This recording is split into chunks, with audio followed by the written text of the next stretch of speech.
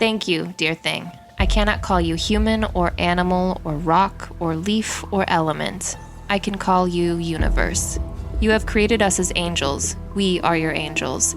You have equipped us with all that is necessary to understand, but somehow we do not understand. We have tried. Memory is a blessed quality. You have given us everything to make this whisper in time a perfect paradise. Truly the forces for bad are as strong as those are for good. It revolves around such a simple emotion known as love, and laughter, and whimsy. But the most important one of these is love. Arthur Kraft, 1971.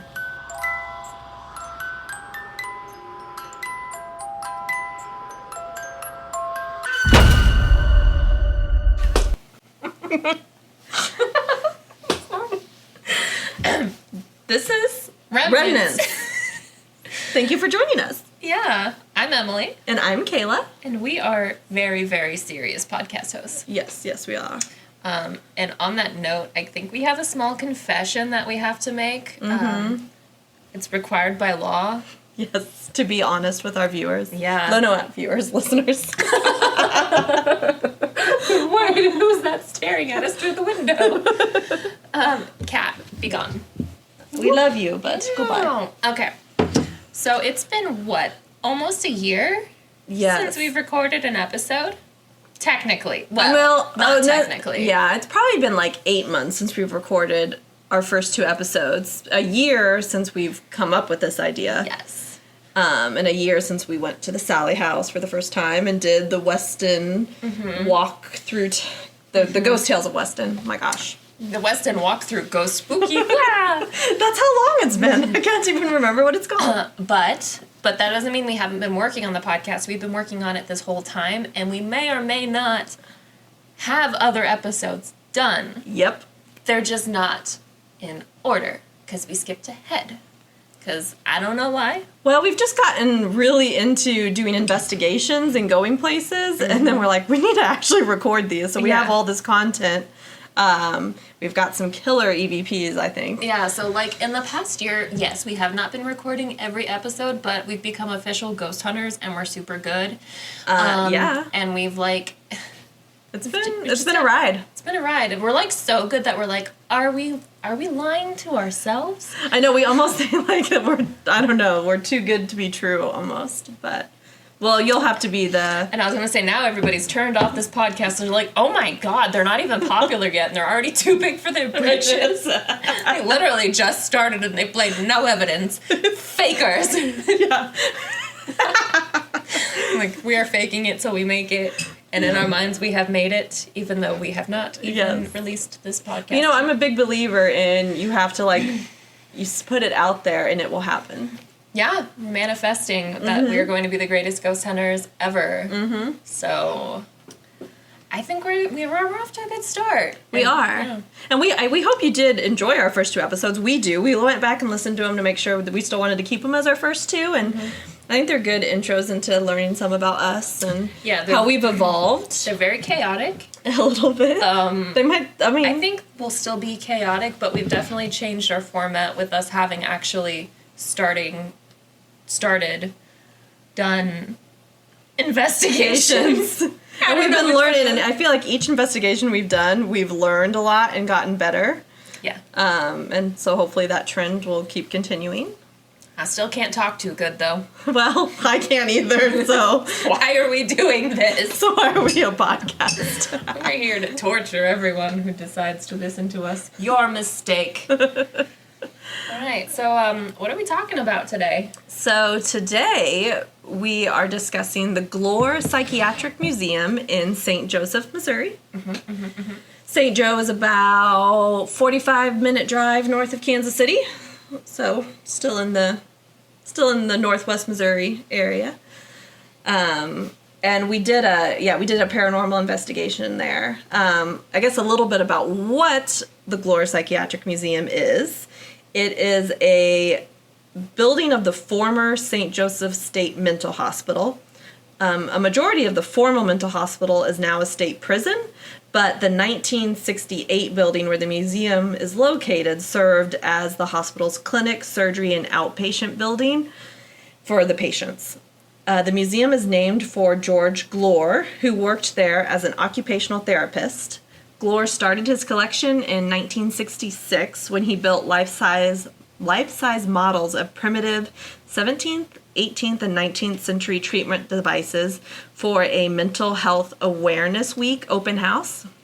He then began gathering other artifacts, and it all became a museum in 1967, and Glore continued adding to the collection through his 41-year career with the hospital. After his retirement in the 1990s, he continued to serve as the museum's curator until his death in 2010. Over the decades, the museum has grown to fill 3 floors plus a basement. It's the largest exhibition of psychiatric treatment history in the United States and named one of the 50 most unusual museums in the U.S.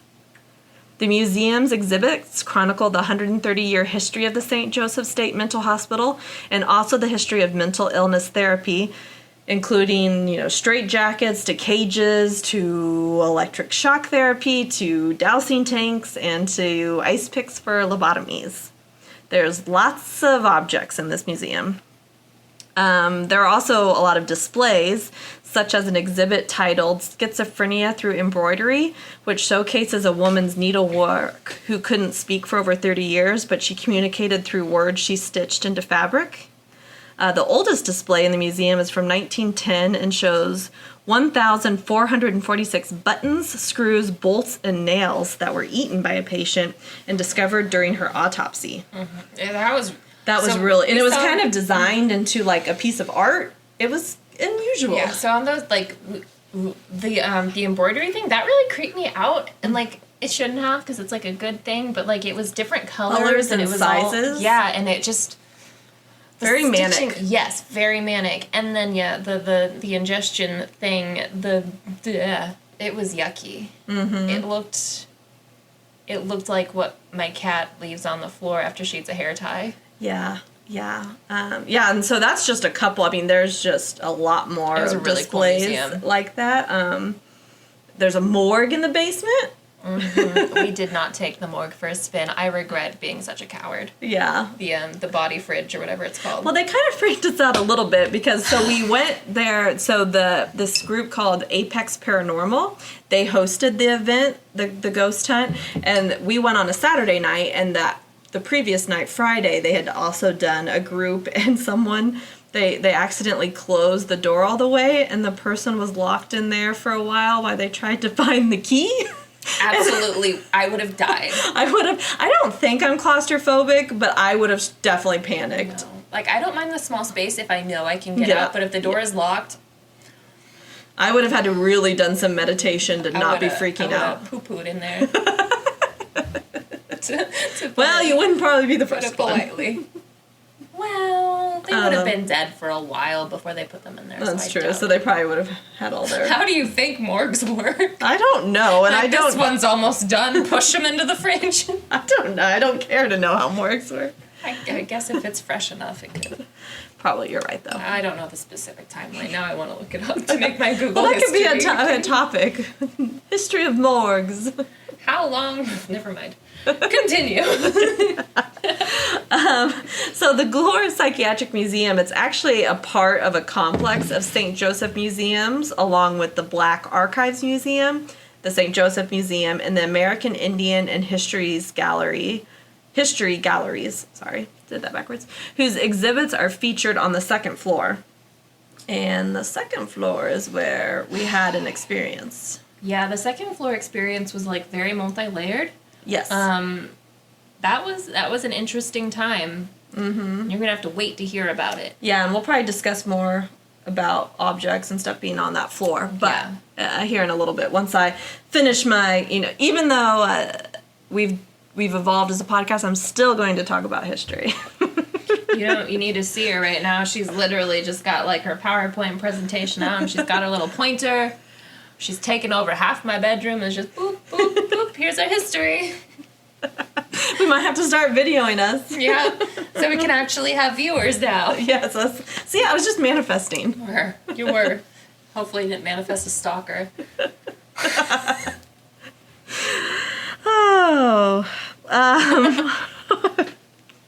So a little history on the state mental hospital itself, since I kind of just discussed the museum and its objects. The hospital opened on November 9th, 1874 as the State Hospital for the Insane No. 2, later being known as Lunatic Asylum No. 2. So there must have been a number 1 somewhere. I didn't research it. Number 2? Well, there must have been a number 1 somewhere else in the state. He was number 1. I don't know. Just like, I gotta go to the state hospital. Which one do you get? Number 2. Two. Oh, good luck. Number 4 is way better. Number 1's for the upper crust. Yep. In 1899, it was renamed to the St. Joseph State Hospital. It started with 25 patients and then filled to 275 beds, and then an additional 120 beds were added, and then another 250, and it just became more and more over the years. And by the 1950s, the facility had nearly 3,000 beds and housed a range of individuals from the most criminally insane to those that could be rehabilitated and to those who were just depressed. In the hospital's early years, the patients worked on a farm, raising crops and livestock to provide food for the hospital. By the early 1990s, the majority of patients had been released with the help of modern medications.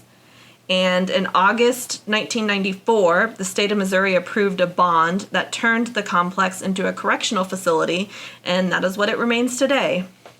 I mean, in some ways, it's kind of sad that we couldn't investigate the original hospital, but it's also nice that it's being repurposed and not just decaying away, like I guess a lot of... I kind of feel like a correctional facility would be more helpful if it was still partially a mental hospital. Well, yeah. So I'm just like, you know what? I'll just put them in there. I know. Well, and it's kind of ominous as you're driving up. It's like it's barbed wire fencing. When you drove us up there, you're like, here's the back entrance. Look, it's the prison. I'm like, I don't want to do a midnight tour of a prison, Kayla. Thank you. No, we're just going to this other little building right next to the prison. Right next to the prison. That looks like a school.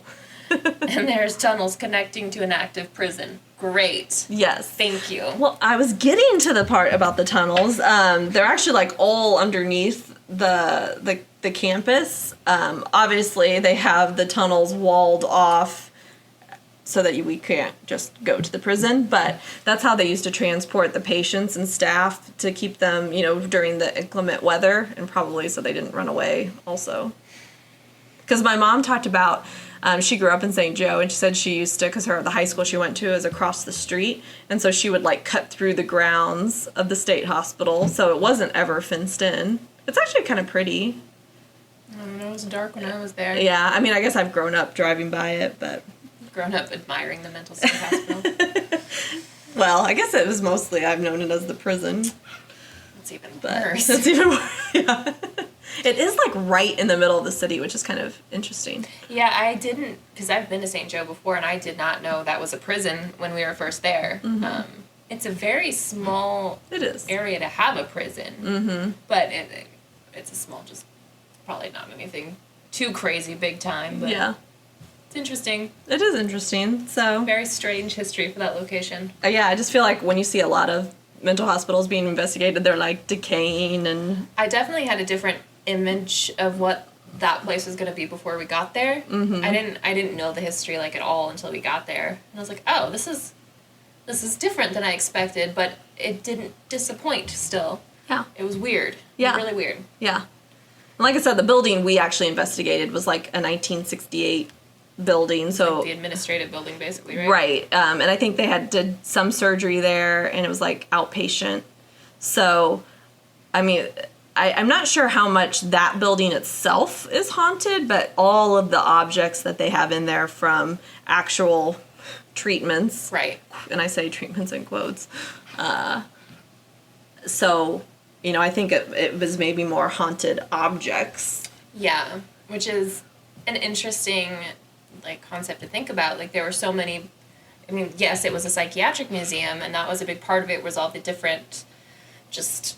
operating tables, operating things. There was what was it called? It was a fever vat or something where they put... Yes. Yeah, they're for the syphilis.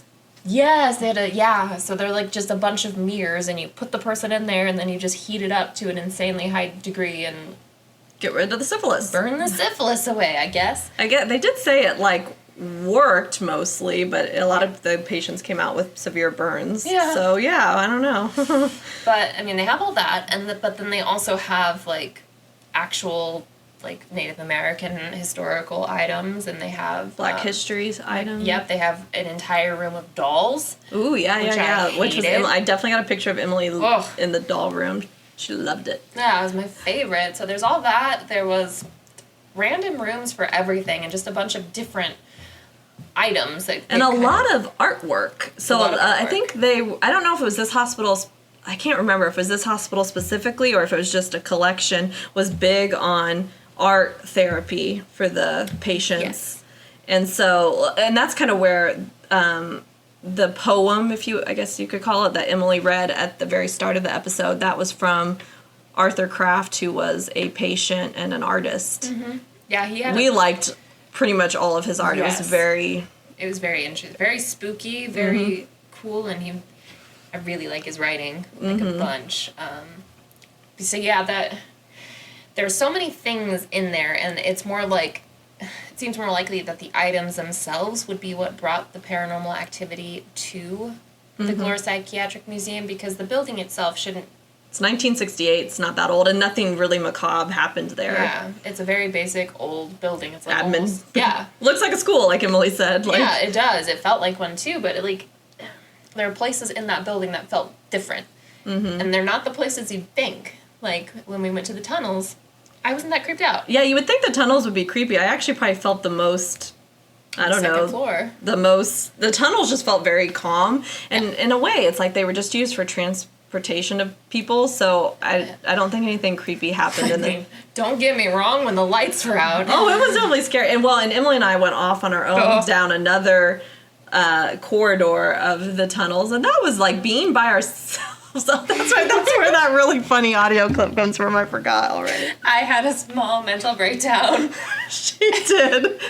We'll have to maybe if we get our Patreon going, that can be some Patreon content. But yeah. It's pretty hilarious, her reaction to being in the dark. It's not just dark. That was beyond just dark. That was like, am I in hell? Yeah. It was terrible. It was. And she laughed at me. But I do feel that your reaction was clearly so genuine, and I'm like, oh, I'm sorry.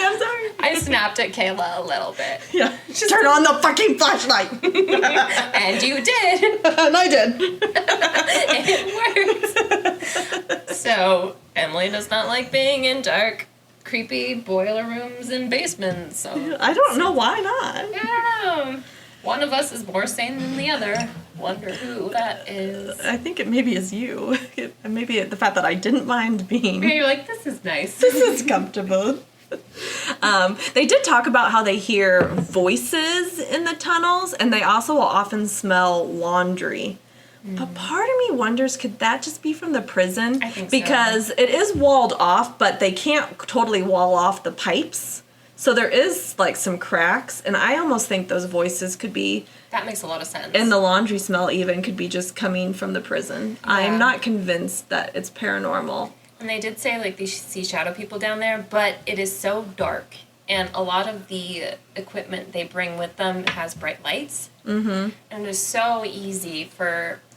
Especially the multicolored lights, like they have the red ones and the blue ones. Those just play tricks with your eyes. Like, well, I actually thought I got a shadow person, but I think we realized it was just because there was a glow of a red light, and it just, I think my camera was trying to focus, and so it looks like there's a shadow person, but I'm pretty sure it's just like matrixing or whatever. It's so hard to trust your eyes in those situations because your brain is trying to look out for you, so it's going to make things in the darkness so you're alert because it's not safe in the dark boiler rooms, Kayla. I mean, there's no one in there. Spider's the most ominous thing in there. That's pretty ominous. Actually, Missouri does have yeah, brown recluse. Those are the bad ones, right? Yes. Yeah. Yes, they're bad news bears. Mm-hmm. So anywho. So yeah, the items we believe are kind of the source of any paranormal activity there. It makes the most sense. Yeah, because what were some of the other stories? Is that where you were going? I kind of interrupted you. Some of the other things, and I think, correct me if I'm wrong, I think the building did serve partially as a school at some point. I thought one of the floors they've mentioned there actually being kids there. Yes. And there are children spirits there. They're like, and I don't know if anybody's ever specifically identified one as being a kid, but there are playful spirits and things that will like interact with toys and things that you bring. And those things like that are like, you know, bringing a trigger object into a location, something that will play well with whatever spirit is supposed to be there. So like, yeah, they brought a lot of balls. Yeah, they brought toys and like, I mean, like for example, if we were going to a closed down, completely run down psychiatric hospital that had nothing left in it, we would bring something from the Glore Psychiatric Museum to that hospital to maybe stir up activity from ghosts there. I almost feel like the museum works in the opposite way, where like the building is nothing, but the items in there brought something with them. And they're like, there's so many stories about haunted items and like, I don't know, pop culture and ghost stories and all that. Like you've got haunted dolls and haunted boxes and haunted chairs. Like I feel like just... Yeah, they can attach to objects as much as they can attach to a place. Yeah, like, so like is every museum haunted? Ooh, you know, that's really interesting. Because you don't really think about, like, is the British Museum haunted? It surely. It should be. It should be, yeah. I mean, like, some of the museums here only have, like, some of them have the actual items, but a lot of them are replicas. So maybe stuff like that, that's not haunted. But things that have the actual items. Especially, like, war museums. Yeah. Your dad's garage. I mean, yeah, that could, I mean, that we talked about that in our first episode. You know, I grew up with ghost activity, and we think it was tied to, like, my dad's World War II collection and those objects. Yeah. So it's... Food for thought. Food for thought. I'm hungry. You didn't get your snack. I had a cheese stick, and I'm that's still right. hungry. Well, a cheese stick's not enough. All right. So we went to, this was actually, us visiting the Glore Psychiatric Museum was kind of our first real, full paranormal investigation, sort of.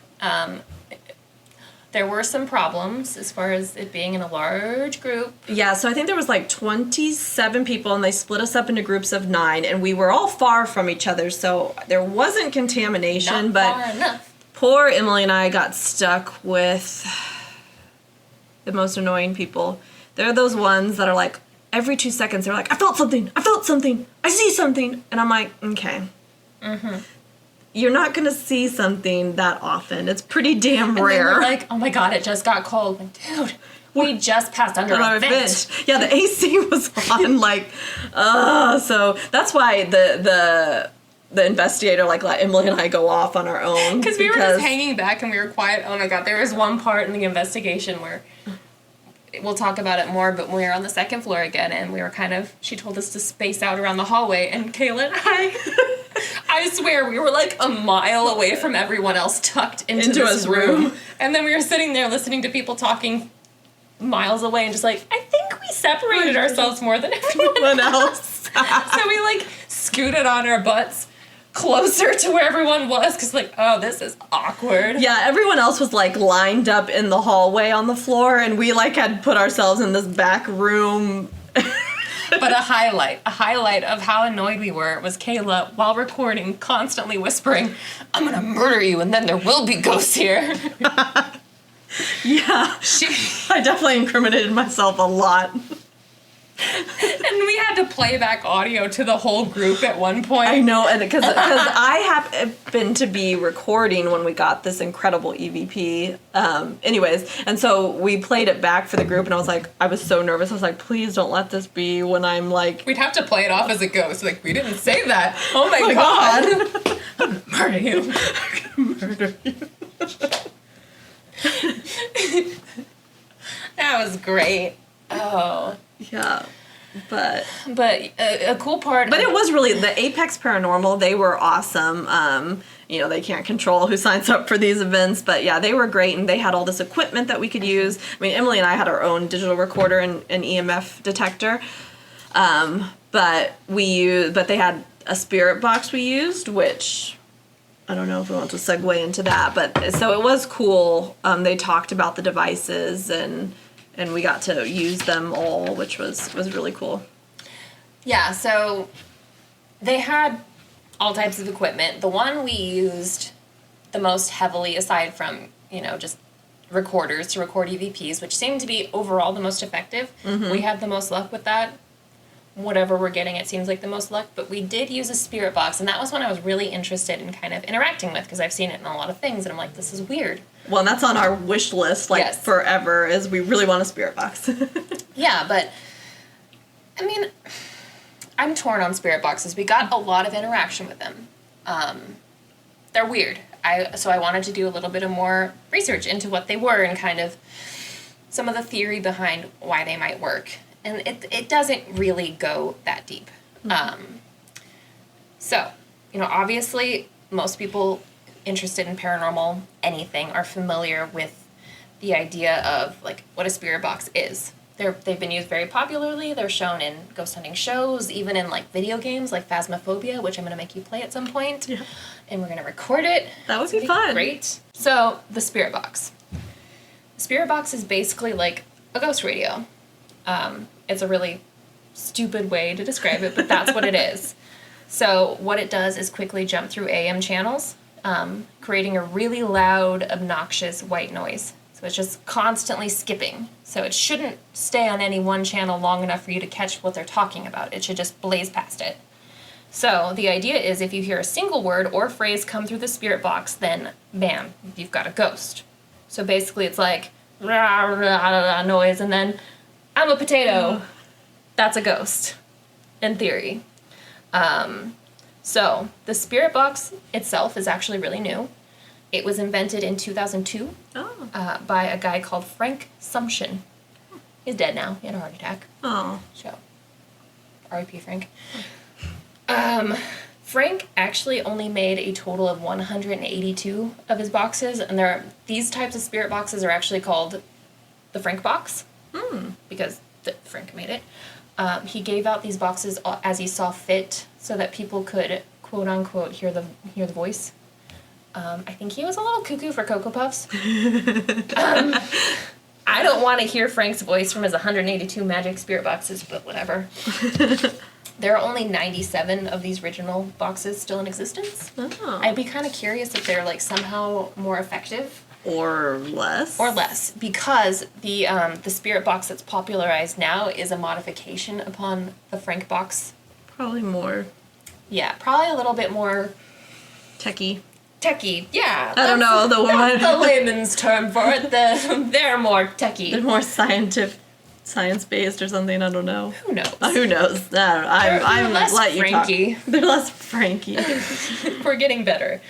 All right, so the main cited issue with spirit boxes is how subjective they are. You hear a quick, jarbled word or phrase, and you make assumptions based on what you've asked it. Yeah. So it's very easy for you to form the response you want to hear. So if you ask, why are you here? And then you hear cold, you're like, oh my God, they froze to death. Yeah. So, you don't really get anything super logical from that. So, the unreliable nature of the spirit box has led to a recent and popular new innovation in paranormal investigation known as the Estes method. And you and I both learned about this very recently. Yeah, because we're all these ghost shows we're watching or paranormal podcasts we listen to, we're like, what is this Estes method they keep talking about? Yeah. It feels like it came up out of nowhere. Yeah, and at first I thought it was just a different way of, a different name for using a spirit box, which technically it is, but it's a method. It's a method. It's a new experimental method. And it is actually named after where it was first used, which is Estes, Colorado. More specifically, inside the Stanley Hotel. Oh. Which, is haunted. Yep, the birthplace of The Shining and all that. Heck yeah. This revised method was birthed in 2019 as a brainchild of filmmaker Carl Pfeiffer, paranormal researcher Connor Randall, and paranormal personality Michelle Tate, while they were discussing new and improved ways of communicating with ghosts while filming their docu-series Hellier.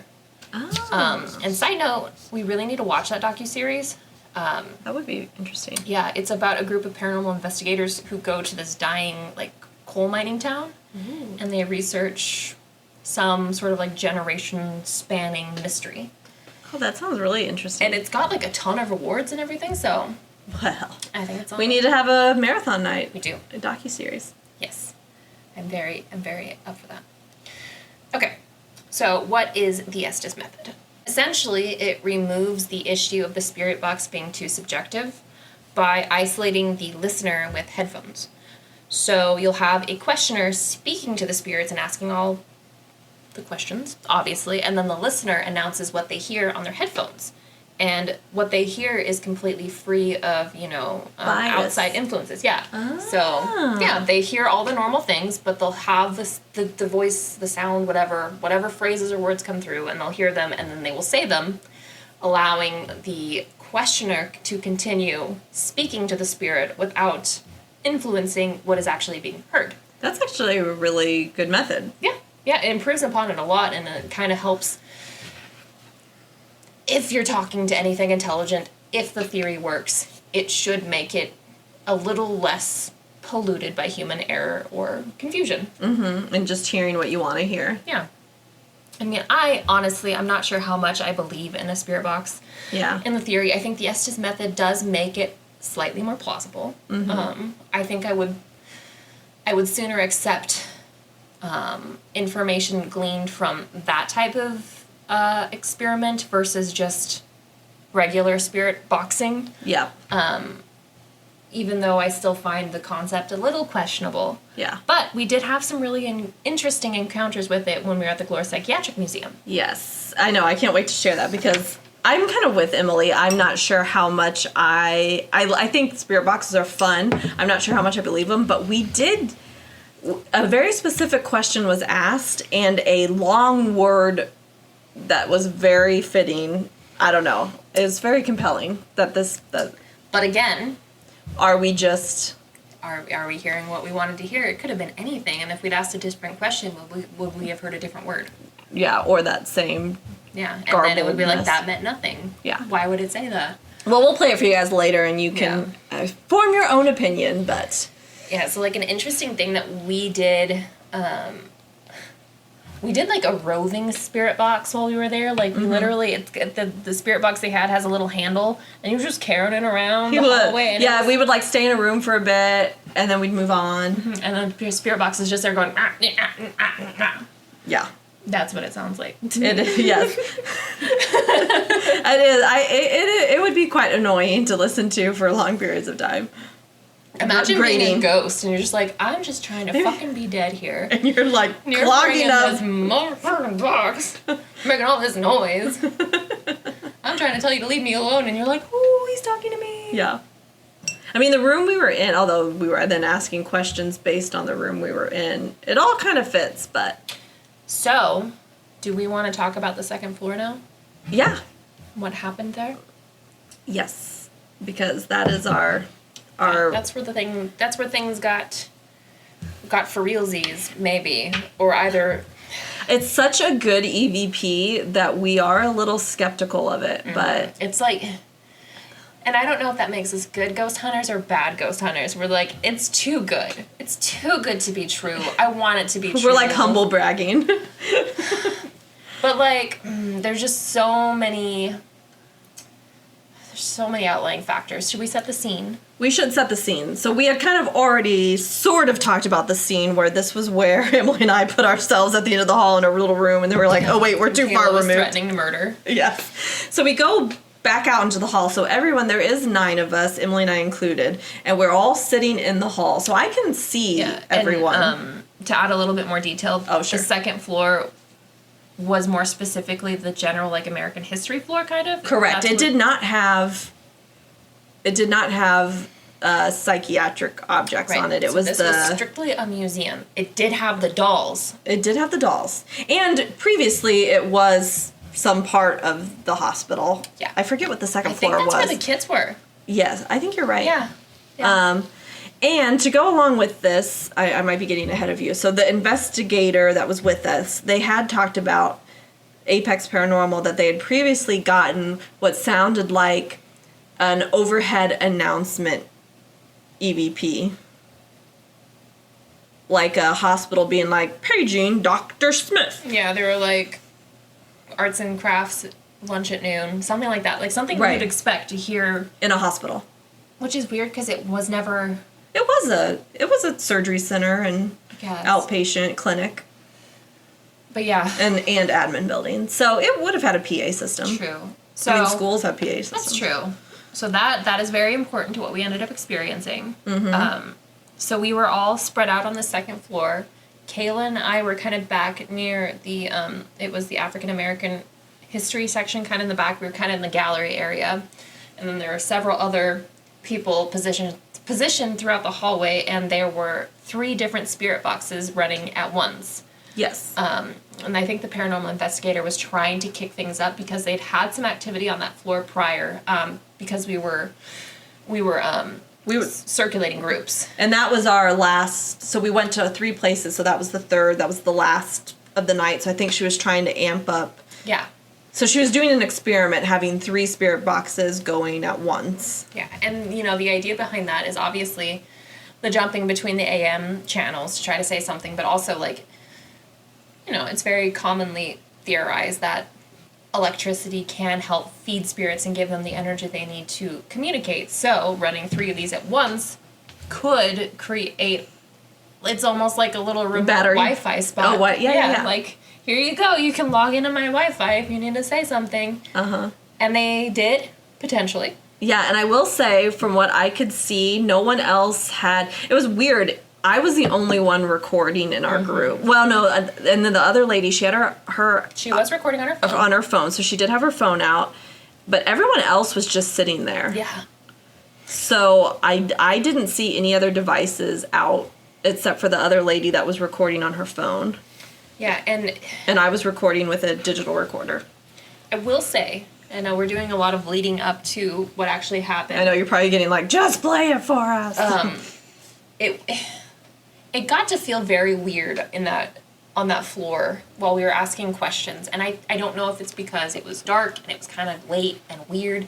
I got to the point, and this was before the big moment, but I got to the point where I was feeling really, really sad. Like really. That's true, and I have that, like, you being like, I just feel really sad. Yeah, I was just like overwhelmed. Like I was almost like the feeling when you're like holding back tears a little bit. You're like, I have no reason to be sad. I'm just thinking about things that are sad, and I feel an overwhelming sort of just melancholy for no reason. And then shortly after, something very interesting happened. Mm-hmm. I don't know if you want to. You're the recorder. Yeah, I don't think I was not having any specific feelings, but Emily did, talk saying, I just feel really, so I was there for her saying she was experiencing these feelings. I personally wasn't. I was just feeling, I don't know, just calm, just listening. Except for wanting to kill people.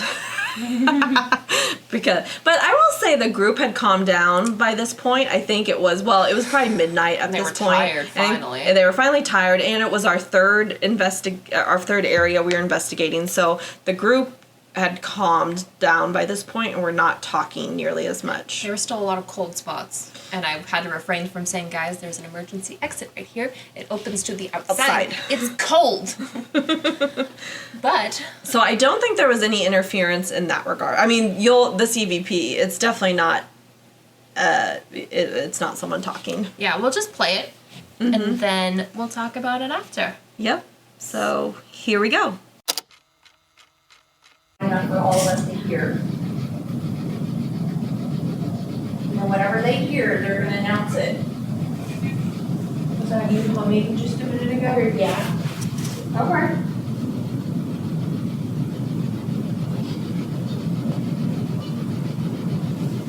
Can you tell us your name? Hi.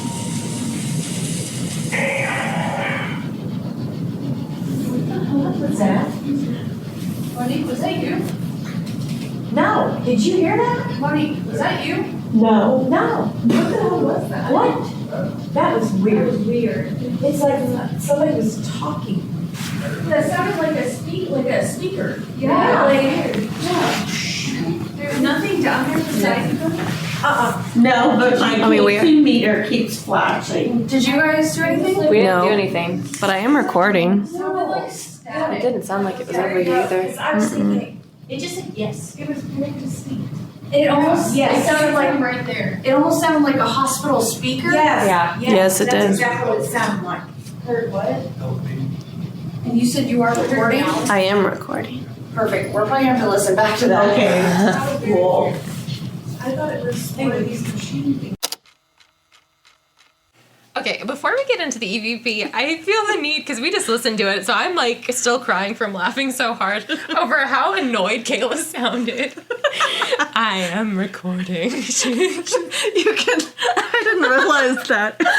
You can just hear how annoyed I was by these people. Clearly, Emily has way more patience than I do. I thought I like struggled dealing with annoying people, but she's like, dumbass is recording. I'm gonna kill you. Well, I think I was still caught up on, because we included it like at the very beginning of the clip. You hear one of the girls, "It's cold.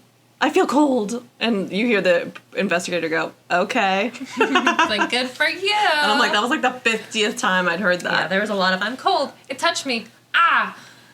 So anyways, the EVP.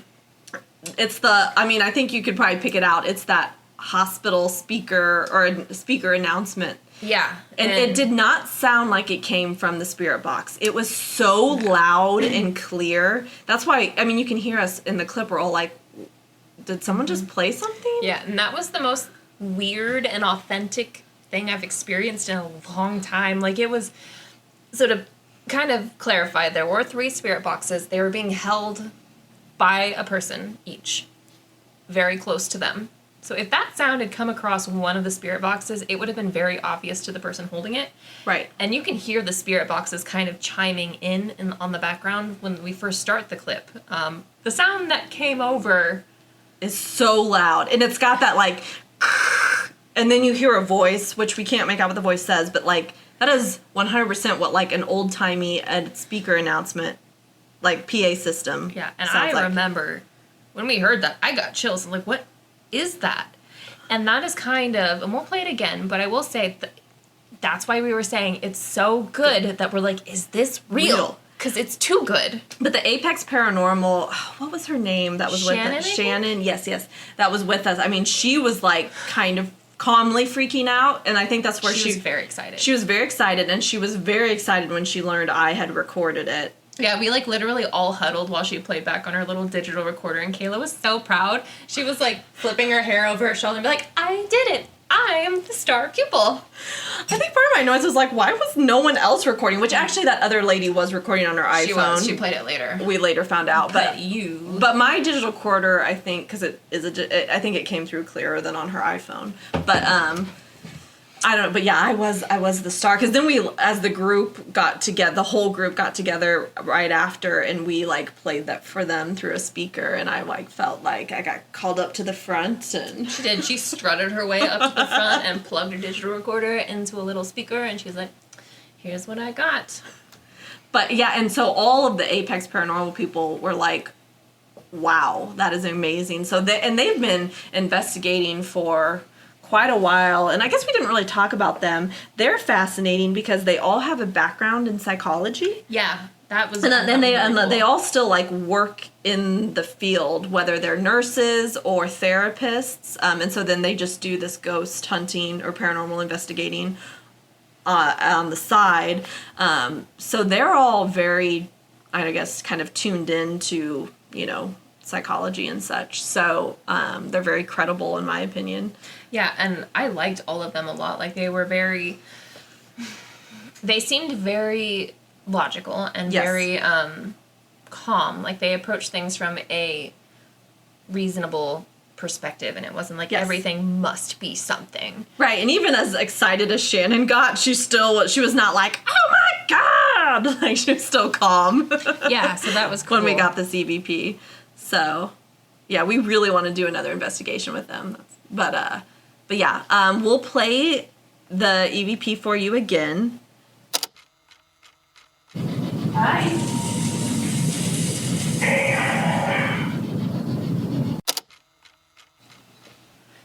So there it is. I still get goosebumps when I listen back Yeah. to it. Like, that better be legitimate and not somebody pulling our leg, because that was so cool.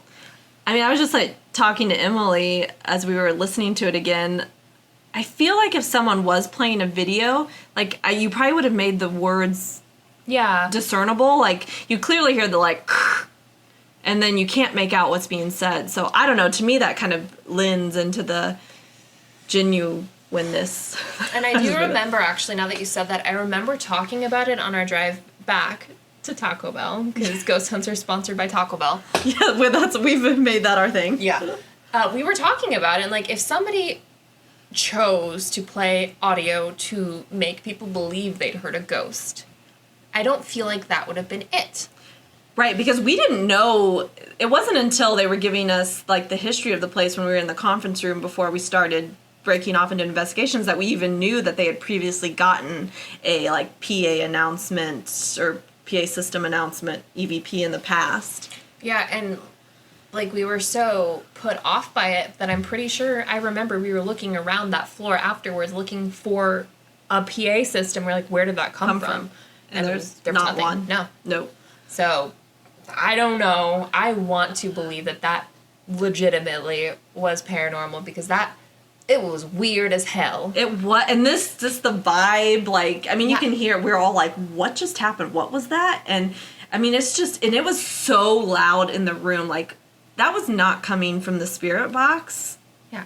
It was just all around us, like, 'Cause an you actual... can still hear the spirit box humming along in the background, all three of them, and, like, it was one of those things that was just so jarring that it was hard to process when it happened. Like, I remember not even, like, fully understanding what I was hearing. I was just like, I thought it came from Shannon's walkie-talkie, actually, but it didn't. Right, yeah. She very clearly was very worked up about it and said that it wasn't her, so. Yeah. Well, and I think you can even hear my almost, like, I am recording, like, annoyance, but also, like, jar, like, disconnect. Yeah, like, was, what did we just get? It was difficult to process, because it was... I think when we go into these things, we don't expect to hear anything live. Mm-hmm. We want to, and yeah, we do get, at least I get a little scared, because I'm like, what if something does happen? But you don't actually expect to hear something while you're there. Like, with your own ears. Yeah, and then when we heard that, it's like, wait a second, what was that? And it was so loud. Like, I don't know.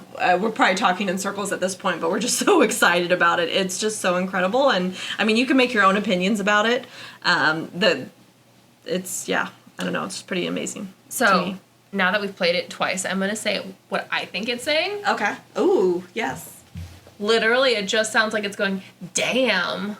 So, Oh, you did say that even, Yeah. like, on the drive home. I forgot about that. damn. That's all I heard. Somebody just came over a PA system, just go, damn. Damn. Maybe the ghosts were also annoyed at the people. Damn. Damn. I'm going to murder them with you. Either that, or they were like, they hot. Oh, yeah. Damn. That's definitely it. Yeah. Those girls hunched in the corner, sitting cross-legged in the dark. Damn. Yeah. So that's my 2 cents. I also do, thinking of sitting cross-legged, oh man, I realized ghost hunting is a hard work. My legs hurt so bad from sitting on, standing. There were a lot and of sitting. stairs. I thought my leg was going to fall off the next day, because I was sitting on the floor in the tunnel, and later I was like, it's probably really dirty. I probably shouldn't have done that. And it's almost gone now, but shortly after, I got a bruise on the back of my leg that literally looked like somebody bit me. Like, it was a ring. Like, it looked like a bite mark. You didn't tell me that. I didn't. Because I was like, that's nothing.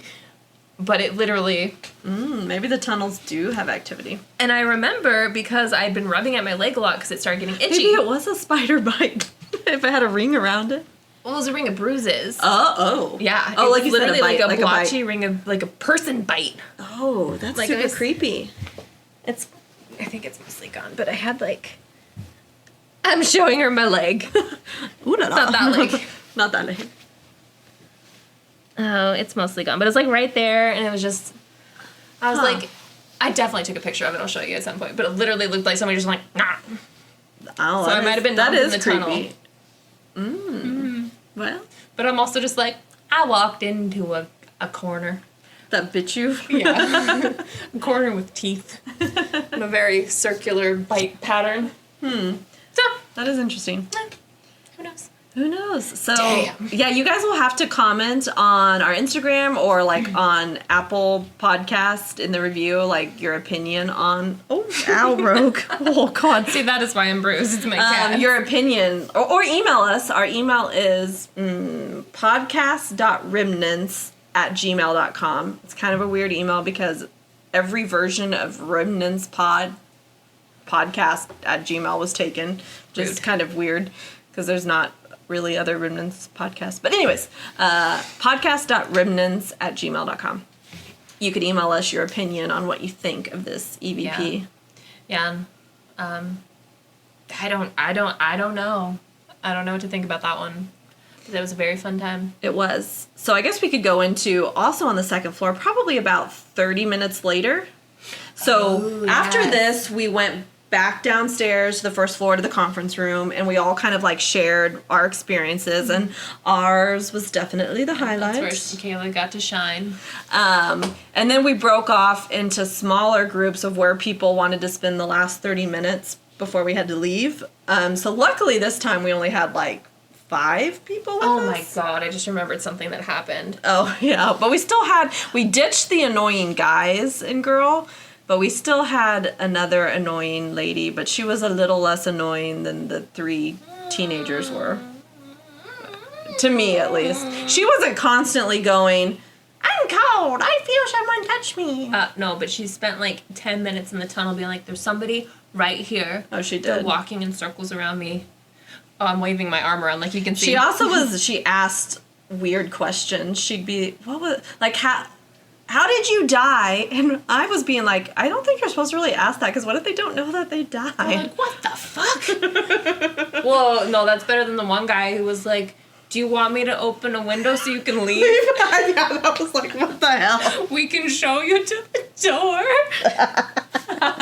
I forgot about that. We're assholes. We have this all recorded. Maybe we'll share it on our Patreon. You can listen to us being judgmental. And me constantly saying, I'm gonna murder that. Yeah, we're gonna need to cut all that audio together. But See, I forgot where we're going. So this was on the second floor. We were doing a spirit box session in the. That's true. We went with Eddie. No, I think that was his name. Anyways, we went with him. I liked him a lot. He was cool. I liked him too. We were in the election room. Yes. So it had all this, Was it memorabilia for voting. Yeah. And I think the time period would have been when Eisenhower was elected. Correct. So, we should just play it. We'll just play it. And then we'll talk about it. Yeah. So, here we go. Just kidding. So we live edit ourselves and we're like, oh, we should say something else because we're doing this differently than we planned. We are actually only going to play a spirit box response to a question asked. So we're going to do kind of like a little mini Estes session where we're going to play what the spirit box said. And then we'll play the question later so you can come to a conclusion of what you think it said first. So now we're going to play it. Bye-bye. That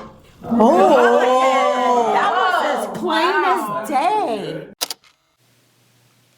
So, what do you think you heard? We've listened back, and it actually doesn't sound like a discernible word when you just play that answer on its own. You can definitely tell it's like 3 syllables, which is convincing in a sense because that's a longer word. Yeah. But I definitely think, and we'll play the full recording here in a second, I do think that the question forms the response you hear 100% in this case, because the more I listen to it without hearing the question first, the more I'm like, that's just sounds. I don't know. it's just... Yeah, So we're going to play the full recording, and then we'll see if you agree.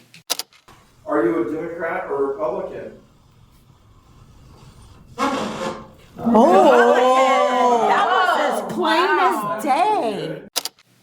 So it is plain as day when you have the question first. Mm-hmm. It clearly sounds like Republican Yeah. as an answer. That makes a huge difference. Like, you can hear the sound when you hear the question, and that just goes back to a spirit box just being so subjective that I feel like the Estes method is really the only way to actually do that and maybe get something worth your time, because Although a part of me does still find this particular clip compelling because there's an answer pretty immediately after we ask the question, and it is like a 3-syllable word because I was recording the whole time, the whole 30 minutes we were doing the spirit box session, and you can hear a lot of garbled sounds come through, but this is one of the few times like a 3-syllable word comes through, like Republican. I guess Republican's 4, isn't it? Republican. But anyway, but it is like, so I kind of still think it could be actually an intelligent response, but when you just listen to it by itself, it doesn't really sound like Republican. It is the most compelling spirit box interaction we got that night, I would say. Other than the orgy ghost, my favorite, there was 100% in that same session. We'll have to try to find it. There was a ghost that said they wanted an orgy. I swear to God. And we will play that for you now. Yes. We'll go there if you tell us.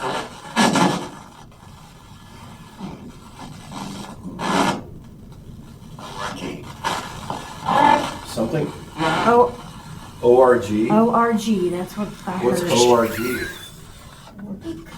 Well, Is it the voting room? ORG.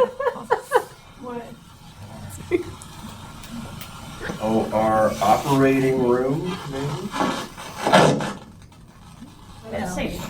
The deep, high. So what artifact? And we'll go there to try and seek you out. I love how you can like hear Emily and I giggling because clearly we heard orgy and everyone else was like, ORG, what is that? Guys, orgy. The ghost wants an orgy. And I'm like, oh, not with present company. No, thank you. But yeah, that was one of my highlights from that night was the orgy ghost. Yeah. But there was, when we were listening back, I don't know if you guys heard a high? Yeah, at the end of that clip, there's very clearly a high. And we did not, I mean, clearly you can tell no one is reacting to that high at the time. And the only male in our group was Ed, the investigator from Apex Paranormal. And it sounds like a male voice. I almost think that's an EVP that came through. Yeah, because super weird. I mean, we listened through several minutes of audio listening to Ed asking questions, and it sounded nothing like that high. And each time we heard it, we were like, what the fuck was that? Yeah. So it's just so random, and none of us and it seem to sounded be a lot like the orgy voice. Yeah, and none of us seem to really be reacting to it. So I don't know. Take what you want from that, but super weird note to end on. Yeah. Anyways, so that's all we're gonna share with you right now from that evening. But it was very fun. It was really fun. Thank you, Apex Paranormal. That was awesome. And yeah, the Glore Psychiatric Museum was just a really fascinating place. And I don't know, I think we got one of the most amazing EVPs, too good to be true EVPs. No kidding. It was just such a great experience. And I guess I don't know if this is even relevant, but we were there like from the time we were there, it was like 8 p.m. to 1 a.m. and it went by so quick. It did. It was kind of amazing. Like I guess that was one of our first like true ghost hunts, and I was kind of worried, like, man, I do not stay up that late anymore. But it went so quick. And I wasn't even tired when we were done. And I would do that again in a heartbeat. That was so much fun. Yeah, so expect more of that because we had a lot of fun and I guess had some success. Tell us what you think. Yeah, we'd be very interested to hear. But I think that's our episode. It is. So yeah, follow us on Instagram at remnantspod. You can email us at podcast.remnants@gmail.com. Yep, and make sure to leave a review wherever you listened. Yes. All right. Thank you. Bye.